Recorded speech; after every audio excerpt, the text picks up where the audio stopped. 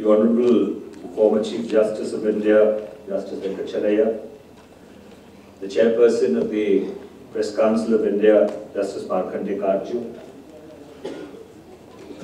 German Ambassador to India, His Excellency Mr. Michael Steiner, Shrimati Vibha Bhargav, Shri Neeraj Bajpayee, Excellencies, ladies and gentlemen, and friends.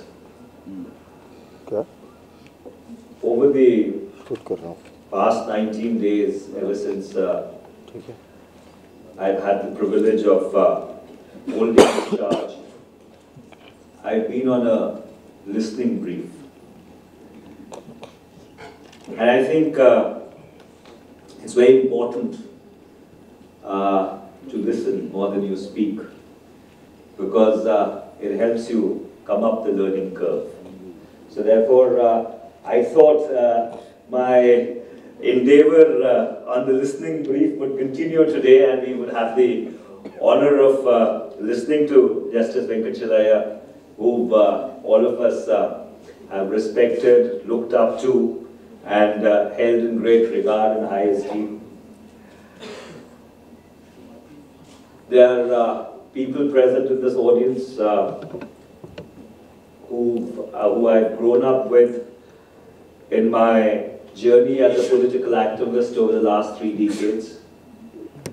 There are people present here whom you've grown up reading, whose writings have enriched and impacted my thought pattern and ideological disposition immensely over the years.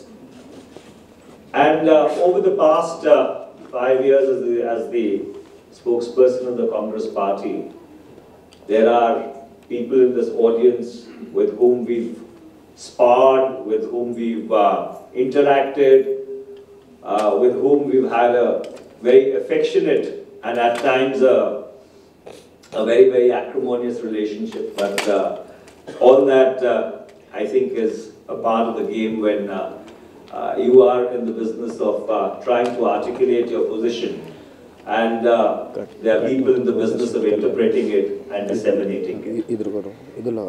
I think the ambassador was absolutely correct when he alluded to the changing paradigms in the media space. Over the last 1 decade, the technological innovation has been so rapid that I don't think either regulation or human ingenuity has really been able to keep pace with it.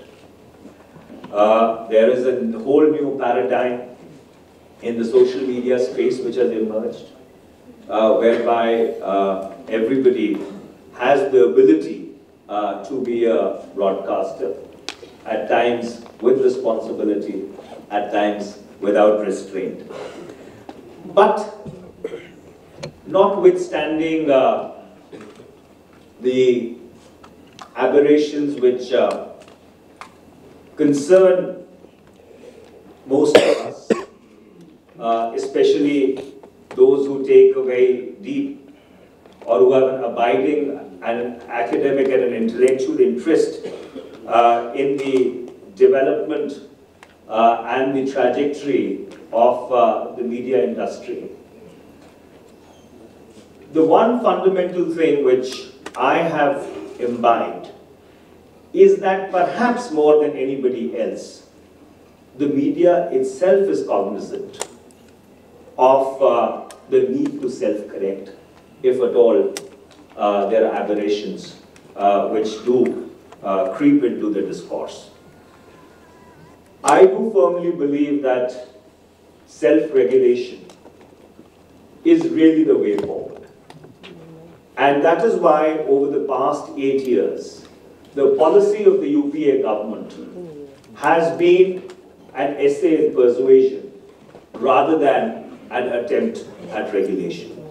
And as the person in charge of this domain, I want to reassure and reiterate everybody who's present in this audience that this course we intend to stay the course, and we intend to ensure that the institutions of self-regulation, if required, with the consent and the consensus of the stakeholders, would be strengthened, would be augmented, but there would certainly be no attempt by the government to become a big brother or try and superintendent or police this space, because neither do my liberal instincts and nor does the policy of the UPA government really lead in that direction.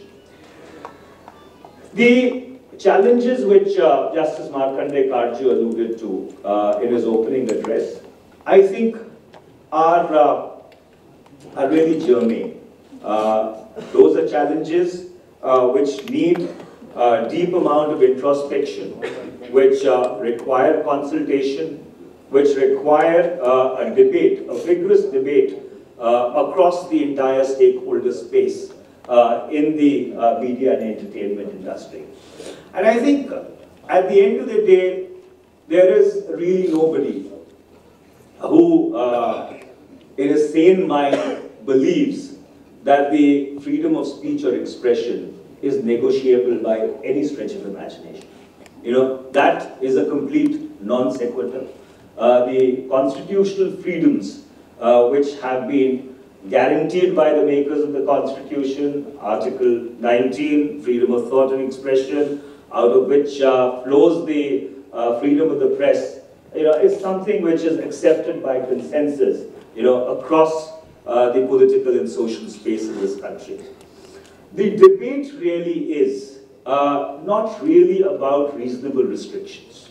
I don't think that is really, those are really the terms of the debate. The debate really is about finding the golden mean. That where does the golden mean really lie? Where does, or to what extent does the freedom of speech and expression extend? And where do reasonable restrictions take over? And who ultimately is going to really police that space of reasonable restrictions? And as I earlier said, our belief, our conviction has been and continues to be that it comes out of a self-regulatory process, and it needs to keep coming out of the self-regulatory process. So therefore, I think I would just leave it at that, and I do hope that some of the points which have been flagged by Justice Karju would continue to invigorate the debate across the media space, and we would listen very carefully, we would listen very patiently to the inputs which come in both to him and through the media space to us. But I would like to once again reiterate, since we are here to celebrate and confer awards of excellence on people who've really done sterling work in the field of journalism, that nothing and no step will ever be taken which does not have the consent of all the stakeholders. Thank you very much.